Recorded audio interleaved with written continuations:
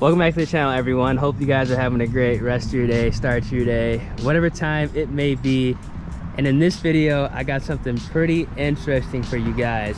Now, we're gonna be going over the truth, the real reason why I sold my old Supercharged 2004 Mustang GT. I figured right now would be the best time to make this video because of the fact that I just bought another new Edge Mustang.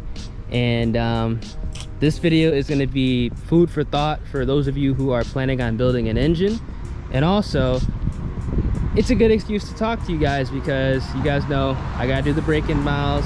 So we're gonna go ahead and get this done, man. Oh boy. So if you guys are enjoying the content, make sure you guys drop a like on the video, subscribe to the channel, and also turn on them post notifications to stay up to date. Now, I'm gonna say this right now, no hard feelings to any shops that I've taken my cars to. I've never pulled that, you know, YouTuber card. I've never gotten discounted prices for anything. All this came out of my wallet, so I'm able to say whatever I want because nobody has anything over my head. That's the one thing that I feel like a lot of people don't realize is that, like, I literally pay for all the shit on my car. Literally. I've never gotten, you know, free shit from a shop, you know, discounted, you know, rates from a shop, whatever. I pay for everything by myself, just how, you know, 99% of people can do it. So what I'm saying in this video, I know for a fact a lot of people can relate to, because I feel that sometimes, looking back now, I probably should have pulled the YouTuber card, because I think some things would have happened a hell of a lot sooner, and ultimately, who knows, maybe I'd still have the car. All right, let's go ahead and get this POV done. Man, I can't get over the cam chop. This shit, I'm telling you right now, y'all, the chop is something else. For me personally, I think the Voodoo is the best sounding, like, Mustang engine, but this shit is just raw. It's mean. That's why I love it, man. It's raw, mean. You know what I'm saying? It's not a car that drives itself. It's a nice balance to have that. Come on, that light green. I'm trying to get out.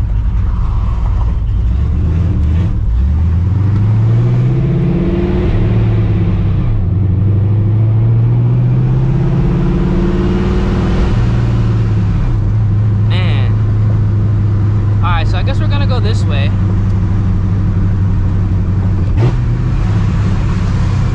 Probably a better idea, there'll be less traffic, so we can kind of go ahead and drive and not get caught. And this thing is shaking everything. There's a hog ass cam in this car. I'm telling you this right now. This car actually might be difficult to drive when I do swap out the 410s to the 355s, because I know for a fact when I was building the 2-valve, there are some cams that you, like, need, quote unquote, need a specific gear, and I can tell just based off how this car, like, reacts, you know, at around like 1,000, you know, 1,200 RPM, hell, even 1,300 RPM. This thing, like, shakes, it bucks. It's a mean ass cam in here. So we're gonna see how this thing operates with the 355s, because I know the 355s is gonna be, for me personally, at better gear. I'll be able to get a lot more, way more out the car with 355 gears instead. This lady behind me is pissed off because of my cam chop. Holy shit. Yeah, she is pissed. But let me, is this shit gonna turn green? Like, holy cow. Come on now. Are you kidding me? out here just chopping away right now.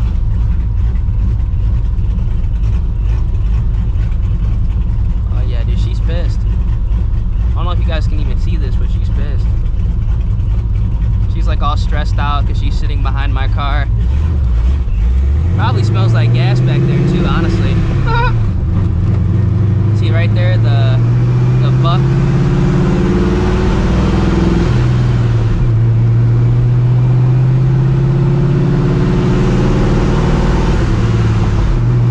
Alright, well, I'm actually gonna roll my windows up a little bit so y'all can hear me. But if you were unaware,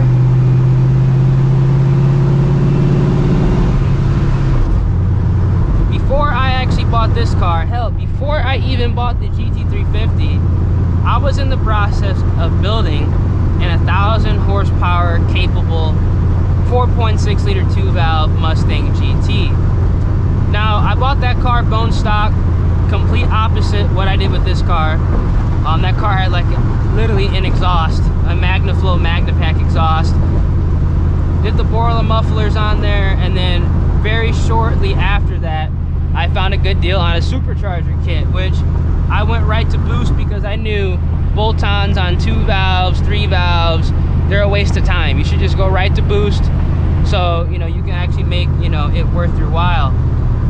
Now after that, I had some fun. Ended up putting long tube headers on it. I re-geared the car, and I ended up pulling down to a 2.87 pulley. Got a retune from CUND Racing out here in Pearland, Texas. Because I had a garbage tune on it from Modern Muscle, not American Muscle, Modern Muscle out in Illinois. I don't even care that I'm bashing the shop. It was a trash tune on there. I really don't know what they were doing, but it was really bad. They gave the car back misfiring, and it was terrible for the most part. But had a bad tune from them. CUND Racing got the car right, and it was putting in work. Like, it was a lot faster than what I thought it was going to be. Same deal with the 350. The 350 was a lot faster than I thought I was going to be, and that was the tune from Cliff over there. So I mean, they do a good work in the mod motor scene as well as the Coyote world as well, believe it or not, which normally doesn't really happen. But after going ahead and pretty much having fun with the stock engine, with the Vortec supercharger on it was a Vortec V1S trim, so it wasn't even like a V3 SI. It was some dinosaur, like, poverty grade Vortec kit off of Facebook. Like, it was the cheapest setup you can do possible. Still had the dormant intake on the car. Excuse me, kind of like bucking this thing. It's kind of hard to talk and do all this shit at the same time because this is a lot more involved than the GT350. Obviously, we got a cam on a base tune with a Procharger, but after going ahead and kind of having my fun with that stock motor setup, I decided to go ahead and get a built motor situated. Now, this is kind of where I guess the rookiness and me building an engine comes into play. Now, ironically, like, that 2-valve wasn't my first car that I actually heavily modified. I had a Subaru that I did pretty much the same thing to, built motor, turbo, whatnot. But this was the first Mustang that I heavily started to modify. Now, stupidly, this is what I'm going to be talking about, food for thought for you guys. I went into the shop and said, I want to have an 1,000 horsepower car. That was a dumbass thing to say. What I realistically should have said is, hey, look, I want a car that can be reliable, quote unquote reliable, at 750, 800 wheel horsepower, but I want the components to be good to 1,000. That's what I should have said. And that's kind of like, you live and you learn. It is what it is. So because I said that, a lot of things started to change as far as how I was, getting a short block set up. Because the original plan was to just do Manley Rods, Pistons, a 9.5 compression, pretty much replace exactly what I had in the car right now, or not right now, in that other car, stock bottom end, with just better components, and I was going to build on that. I wasn't planning on going ahead and doing heads, cams, all that at the same time, because again, this was the first car that, or I should say the first Mustang that I was building to that horsepower level. And on top of that, it was a 4.6 liter 2 valve. And I really wasn't sure on if I was gonna be quote unquote satisfied with 600, 700 horsepower, because you have to think about it this way. These cars are old. Some cars, I'm gonna say it right now, some cars have that artificial limit on how much power you should put down. Like in my old FRS, anything over 500 wheel is pretty much irrelevant. The car's never gonna hook. It's gonna ride like ass no matter what, you know, setup you had. And you know, that car was, you know, built motor, turbo, suspension, whatnot. So I wanted to see how the car would feel at like 650, 700 horsepower.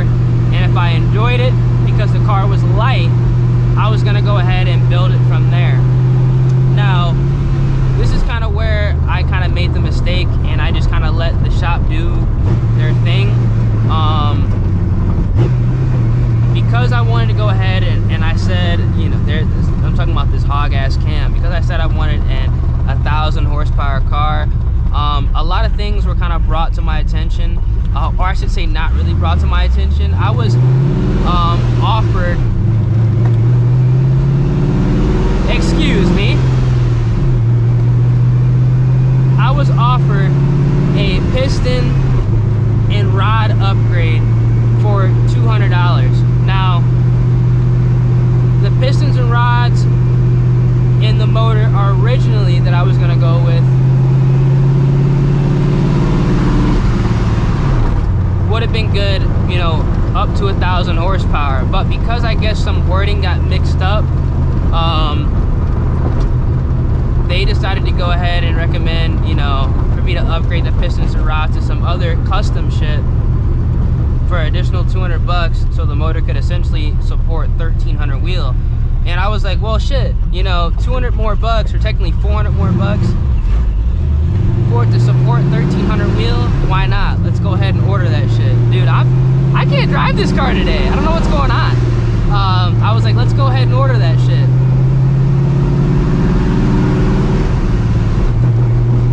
So I went ahead and, you know, authorized that transaction. But what I did not realize is the additional machine balancing, because that was never brought to my attention. I showed actual proof of that with the itemized bill. I didn't know anything about that shit. I didn't know that these pistons and rods were on a who knows when, you know, when they're going to arrive basis. And for me personally, if I knew that these were like 7 months out, I would have said forget it. You know what, 1,000 horsepower is more than enough for me to have fun with. All right, so my GoPro just overheated. It's like 105 degrees outside here in Texas, but I guess we'll go ahead and continue this conversation in the car, parked up. Probably better do this anyway, because I could probably tell that the sound of the car, the road noise, and me talking was probably a little bit too much. But as I was saying, the pistons and the rods were on pretty much a who knows when they're gonna arrive basis. Now, honestly, if I knew this when I actually went ahead and authorized the order, again, partially my fault, but this was something that was not brought to my attention, so I'm not gonna take full blame of this. I definitely wouldn't have done that, because realistically, all I needed was something that was capable of supporting 1,000 horsepower, you know. But at the same time, you know, this is my first Mustang I actually went ahead and built up. This also was the first car that I built up in Houston, and I'm from Chicago, Illinois, so I was really, like, seriously, I was under the impression that you needed at least, at minimum, like 850, 1,000 wheel horsepower to have fun out here. Obviously, being here for a little bit, I know that that is just completely not true now. I would have been 110% okay with realistically 650 horsepower. I would have kicked ass with 650 horsepower, but obviously the setup I was gonna go ahead and originally get done would have been good for realistically reliable 800 wheel. Now, that whole 2-valve build, I feel like some people were kind of, you know, misunderstanding what I was trying to do with that car. That was not originally gonna be, you know, what it ended up turning out to be. It wasn't gonna be like, you know, a 10-year build. That was quite literally gonna be like a 1-year build max, because again, I wanted to test out to see if I even liked the platform at like 650, 750 wheel horsepower. Everything that I went ahead and pretty much what I thought authorized to order, that was supposed to take 3.5, 4 months to get built, because at the time of me ordering it, it was the beginning of January. Texas 2K was 3 months away. My plan was to just go out, race the car during Texas 2K in the stock bottom end. If it blew up, oh well, I have a new motor that's literally done or about to get ready to go. Now, obviously, that didn't happen.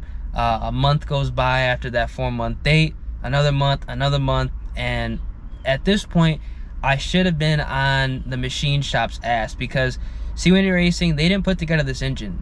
They pretty much ushered the deal and had another machine shop out here in Texas go ahead and put that together. I'm actually not gonna go ahead and mention them right now, because again, it kind of is kind of a fuzzy situation here, because obviously I'm not the one that built the engine. You know, it was ushered through C1 Racing, and then they had another machine shop build it. So it's just a lot of hearsay at this point.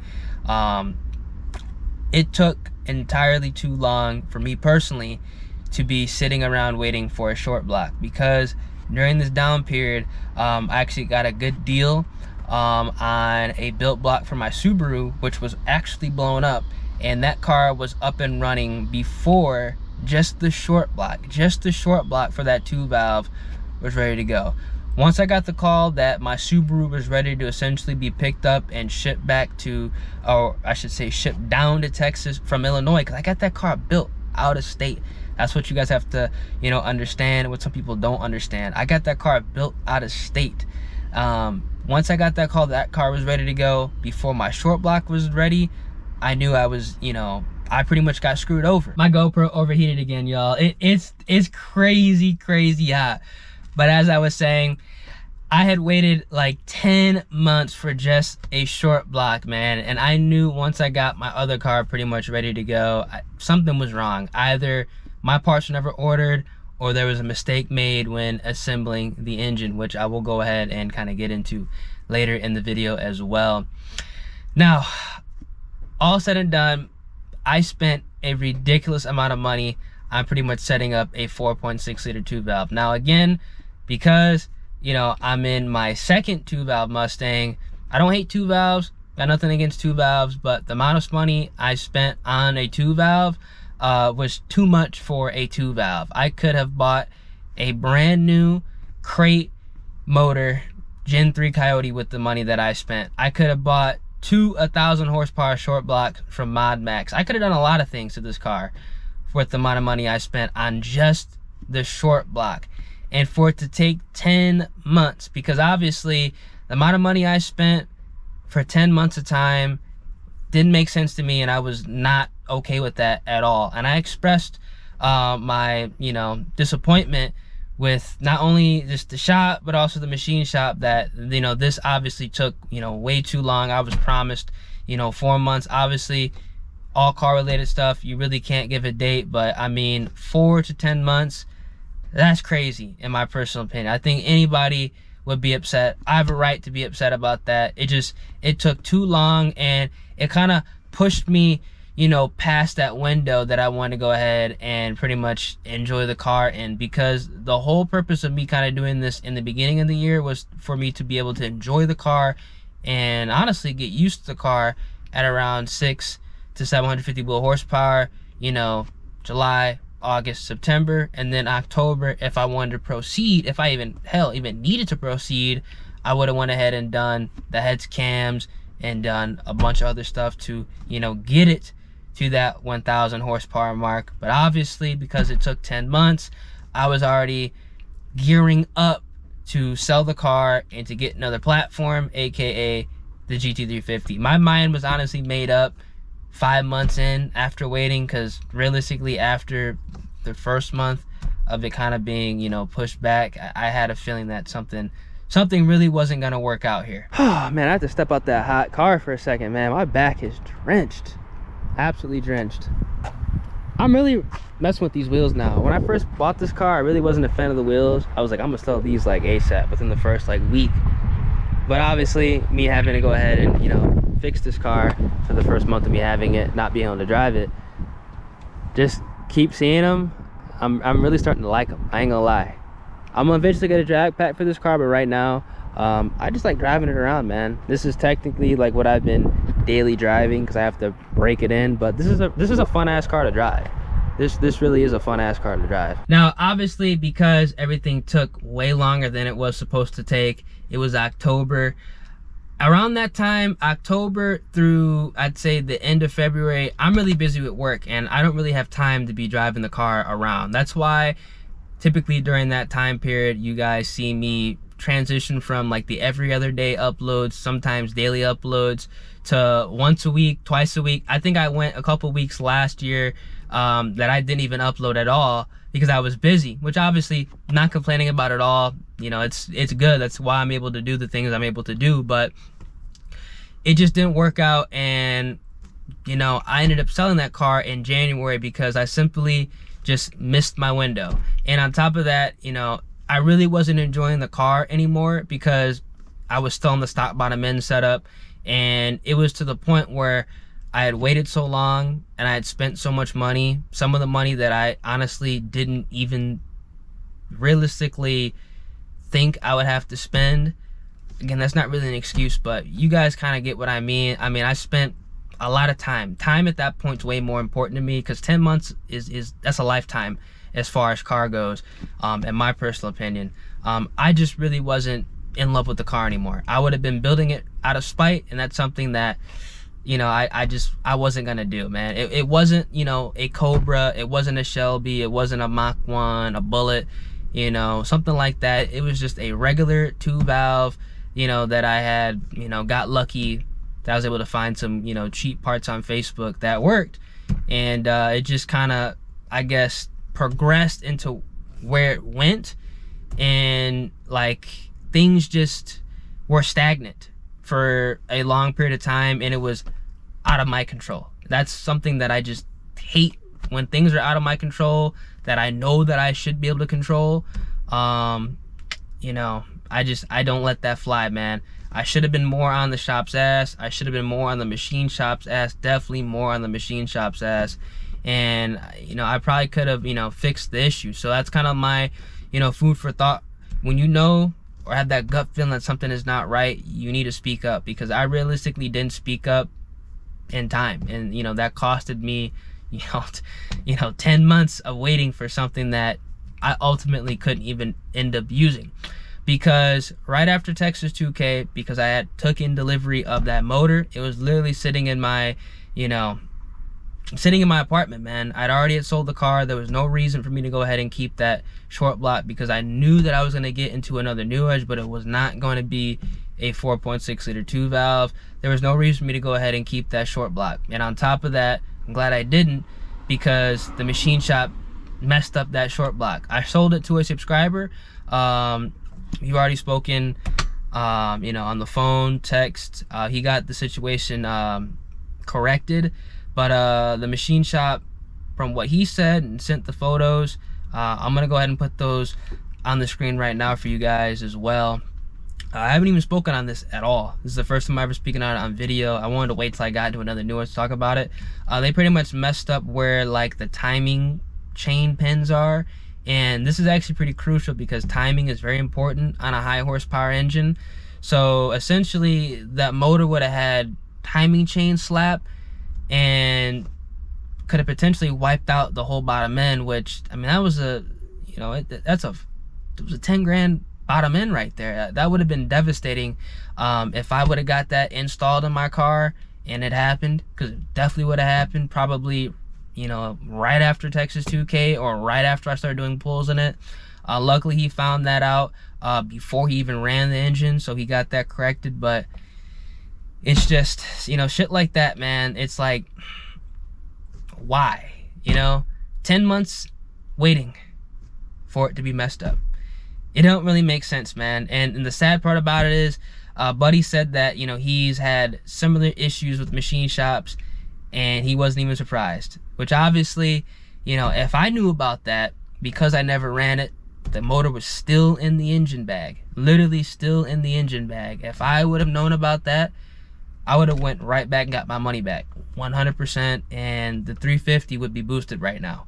But I'd already had sold it. You know, it is what it is. I told him I'd help him out however I could. I told him, hell, just say that it's my car and you're the one building it, and we need, you know, we need something fixed up. Because I mean, dude, the motor was never ran. How do you mess something up that critical? You know what I'm saying? It doesn't make any sense. He had to go ahead and drill and tap shit out. I mean, dude, that was a 10 grand short block. Shouldn't have to mess with any of that. You shouldn't have to correct that. So that's just, you know, the situation that happened with that car. Again, not disrespecting, you know, 2 valves. That car, you know, it put up to a lot of abuse, but the timing, man, the timing just didn't work out. And just from the type of person I am, when things are not working right, when things are, you know, broken, like with this car, I get it fixed ASAP. And if I don't get it fixed ASAP, I always have a reason as to why. I always have a plan. The 350, the clutch, I'm doing all that at the same time. Clutch, boost, fuel system, so it's all done at the same time. So the clutch is used to the torque tolerances from the added horsepower. So that's kind of what I wanted to go ahead and get out there and kind of explain why I ended up selling that car and why I got into this one. Because this is essentially what the 2 valve would have been with just a 5.4, heads, cams, rods, pistons, Procharger, literally the same size head unit as the one that was on the other car, just a different brand. It's literally almost like the same car. I put the Weld S71s on this thing. If I were to wrap it white, you'd never know that I got rid of the car, legitimately. So I'd say it all worked out. And you know, the crazy thing is, I spent less on this car than what I did on the short block on that white car, and that short block was messed up. Now obviously I had to go ahead and, you know, fix some things with this, but it's still, you know, it still was cheap, because these new edges, you know, you can get a lot with, you know, not a lot of money. And I was able to fix this car up, and you know, now we're breaking it in, and I can't wait to enjoy it, man. So that's it. That's why this car is here today. Wasn't done with the new edges. I knew I was gonna get into another one, and I know some of you guys probably thought I was gonna get a Cobra, but in all reality, I don't think right now is the time for me to get a Cobra, because you know, I just got out of a new edge. I didn't want to get into another one. I wanted to get a different platform, and I knew I wanted to get a GT350. So I picked up the GT350, and I knew that I was able to get into another one that was kind of what I had previously built up, but just with a better engine for cheap. Because unfortunately, like, the market for these cars, they really aren't a lot. The best way to sell these cars technically is to do a raffle. Because I mean, built motor, new edges, I mean, they go for like 10 grand, less than that, which is crazy, because you know, you got to put 10 grand in the engine. But because of what they are, the 2 valve, you know, a lot of people don't like the 2 valve, the 3 valve, whatever. They only like the Terminator with the forged short block. These don't really go for that much. So I knew that I could literally go ahead and get back into what I left off for less than what I spent on that car, and that's literally exactly what happened. So hope you guys enjoyed the video. If you guys did, make sure you guys drop a like on the vid, subscribe to the channel, turn those post notifications. Just like I said, food for thought. The honest reasons why I got rid of that car, it's just bad timing, and you know, it was just, I would have been building it out of spite, and you know, I'm not trying to do that, especially with a car, you know, like this. It don't really make sense to do it. You know, cars are supposed to be enjoyed. So that's just what happened. I'm gonna catch you guys in the next one. Deuces.